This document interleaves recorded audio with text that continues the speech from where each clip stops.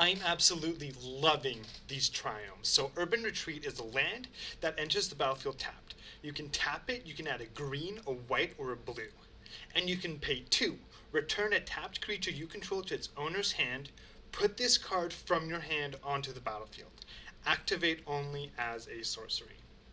This cycle has been so awesome because a land that can produce 3 different colors that enters tapped is good enough to see play, but they're also adding these busted abilities. So I think this card goes from, if you're playing these 3 colors, you run it for mana fixing, and then in really rare occasions you actually use the ability to get free ramp.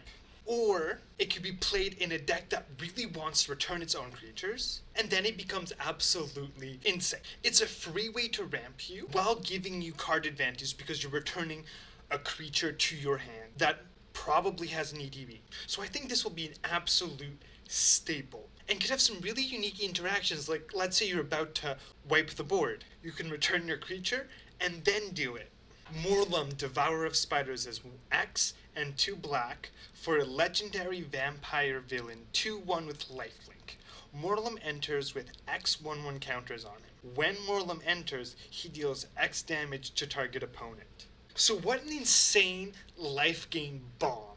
Paying 1 mana to deal 1 damage to your opponent, gaining a life, and then putting a counter on a creature that has a lifelink is really worth it. This becomes kinda crazy as a finisher. Let's say you're playing against mono red, and you play this for 6 mana. You'll not only instantly gain 4 life and deal 4 damage, but now you have a 6/5 lifelink blocker.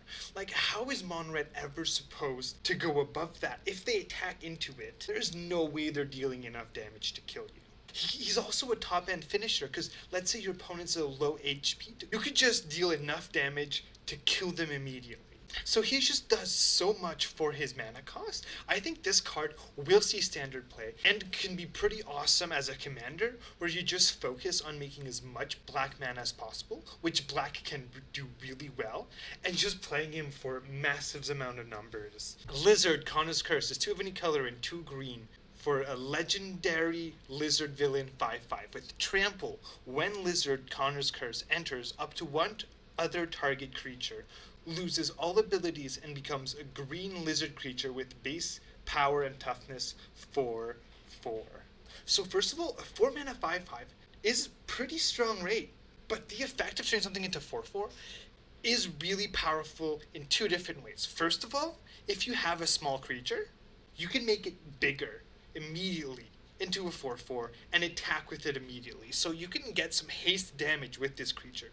But also targeting your opponent's stuff can be really strong. So if they have any big creature with a powerful effect, you can just make them lose that effect. And it's a 4/4 comparatively to your 5/5, so it will lose a fight to Lizard Connor's Curse. What makes the card actually really good is in Commander, because if you target a commander of your opponents, they basically lose that commander until they have to kill it themselves, jump block with it, or rat the board. So it really sets back a commander in a kind of brutal way, while giving you a really strong body. So I think this card is excellent, and we'll see a cross-format play. It's a really unique take on Beast Within, but that gives you a strong body, so it's so worth the extra mana. Those were all the cards I wanted to talk about today. Hopefully you guys enjoyed the video, and subscribe!